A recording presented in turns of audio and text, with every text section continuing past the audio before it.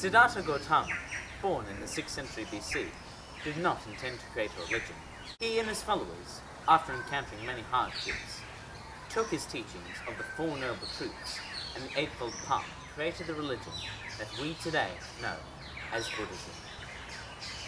There have been many schisms along the way, with the division between the Theravada and the Mahayana schools, with the Mahayana becoming a more liberal school of thought, while Theravada is a more conservative branch of Buddhism. But nothing has impacted Buddhism so much as Western commercialism. Buddhism arrived in Australia in the 1800s and has taken up like wildfire, with 500,000 Australians identifying as Buddhist and 100 million worldwide adherents. Buddhism is viewed as a less doctrinal religion than Christianity or Islam, and so is considered an easier to follow religion. But Buddhism really took off as a Western religion during the second half of the 20th century. Migrants fleeing traditional homes of Buddhism, such as China, Korea, and Vietnam, during the 1950s and 60s, went to the West, such as America or Australia, for safety. They arrived at a time when environmental concerns and the increasing prominence of office life made the informality and meditation aspects of Buddhism a welcome change. Thus, Buddhism has become one of the most popular alternatives to the Abrahamic religions. But what has become Buddhism in the West, however, is very different from what Siddhartha Gautama first thought of. The culture of commercialism that pervades our society has tainted Buddhism and altered perceptions of life and death. Many Western Buddhists believe that records of Buddhist teachings, or sutras, can help them ward off disease, guarantee favorable reincarnation, or even help in financial endeavors, something which the Buddha strictly warned against. Also, tourism to holy sites, buying of incense and trinkets, and mass praying sessions are counterproductive to the original aims of Buddhism. To discuss with us the impact of these changes, Buddhist monk Phil Hiang joins me now.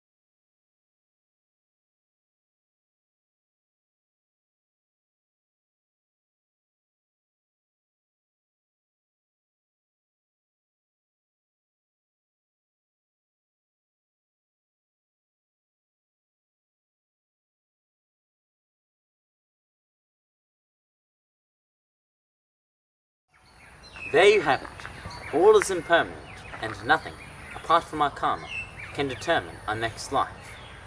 This is known as the second noble truth. The desire of money or anything other is known as Risna, and is one of Buddhism's most fundamental teachings. The Four Noble Truths are fundamental statements of human existence. Suffering is universal, suffering is from desire, and Nirvana is the end of suffering, and Nirvana is attained through the Eightfold Path. The Eightfold Path includes right actions, right intent, and right livelihood. It is clear, even from the names of these teachings, that attempting to make money from Buddhism for your own ends, or trying to bypass the karma system using money or trinkets, is inherently incompatible with Buddhism. Until Nirvana is reached, the cycle of life and death and rebirth cannot be stopped, and is decided by your karma, your positive actions against your negative ones.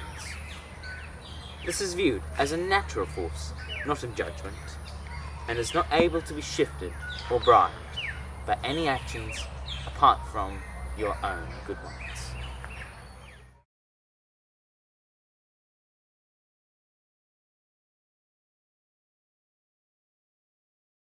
A sutra is a recording of the Buddha's teachings, and, while being read for the merit of their words, does no harm. The status that Buddha attained in the years after his death transferred to these manuscripts as well. One, known as Amitai's Long Life Sutra, is often written in gold to help purify negative karma. How is this wanton luxury justified with the teachings of desire leading to suffering in Buddhism? Or the fact that only right action leads to positive karma? People who try and buy good karma with sutras or aids to meditation, when all that is truly needed is the clearing of the mind and good intents, not throwing more extraneous details into it. How can they receive any positive karma? In fact, they may receive negative karma for their wrong attitude, another of the Eightfold Paths.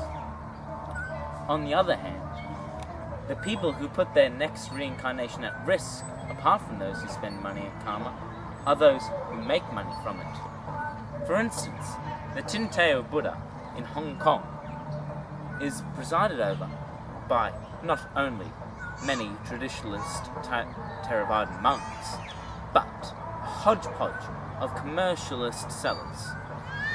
How is this consistent with the Eightfold Path teaching of right attitude? Clearly, Western culture has impregnated Buddhism in these countries as well, with commercials.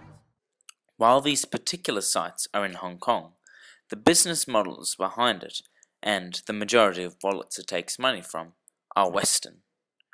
Mahayana adherents absorb local teachings, which in the West include a permissive attitudes towards craving money.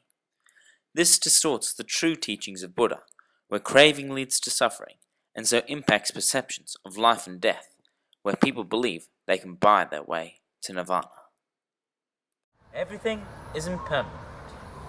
All that we have and all that we are, even our very beings, will fade away. All that survives is the energy of a human. This is what Buddha tried to teach us. Until we can release our desires for the things that will pass away, life, money, possessions, we will not reach nirvana. The commercialism surrounding Western Buddhism, such as gold gilding prayers, trinkets, making profit from Buddhism, are the very antithesis of what Buddhism stands for, and are destined to lead to endless rebirths in the cycle of karma and suffering. To avoid the suffering, like Buddha, take what you need, not what you want. The way is not in the sky, it is in the heart.